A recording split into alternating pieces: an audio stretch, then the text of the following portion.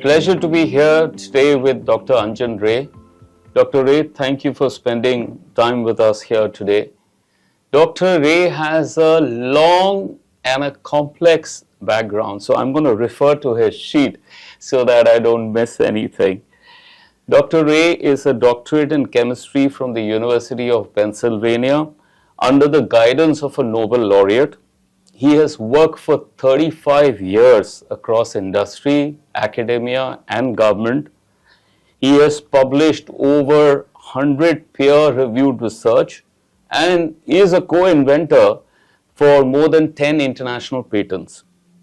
His interests is as diverse as specialty chemicals, lubricants, cosmetics, pharma, oil and gas, climate change, and now venture capital. Currently, he serves as an investment partner in Navam Capital, a venture capital fund. Also, very interestingly, Dr. Ray has very personal, diverse interests such as print and broadcast media, including being a host in All India Radio, consumer rights, cultural education, and environmental conservation, which is very close to my heart. Dr. Ray, thank you again for being here today. Thank you, Mr. Das. A privilege to be here with Centrum Wealth. Dr. Ray, can I begin by asking you a question on, can you paint a picture of India's R&D ecosystem currently? And there, which sectors are showing quantum jumps versus which sectors are showing just incremental improvements? That's a broad question. It's like asking me to describe the Musée d'Orsay in Paris in a few words, because India's R&D ecosystem is a bit like an impressionistic painting. You see a bit here and a bit there, and then you look at the painting from a distance, you know something is happening. But is enough happening, or is a lot of the canvas empty? That's really the underlying question, because as a country, our R&D spend is still under 1%. And there are competing countries which we want to see as innovators, whether it's Japan, the US, China, Israel, who are spending much more than that. So currently, I think our ecosystem is overweighted towards public R&D. So, if you look at the painting analogy that I gave you, there's, let's say, a lot of red in that. One color takes a lot of the painting. So you have CSIR, you have DRDO, you have the government-funded universities, centers of excellence, and that is where the overwhelming spend is happening. Private R&D, companies are not spending as much.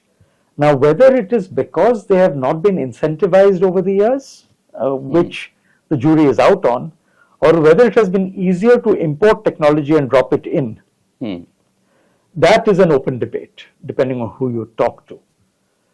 However, I think with the recent geopolitical changes and with the policy shifts in the last, I would say, 2 decades, preceding even the current government, it has become imperative that India stand on its own. So we don't only talk about make in India, we need to talk about invent in India, innovate in India, and create a holistic R&D ecosystem in India. You also asked about which sectors, right? So broadly, wherever the government has put focus, there's a very interesting document online. You can find it under the Ministry of Statistics and Program Implementation. It is called the National Indicator Framework.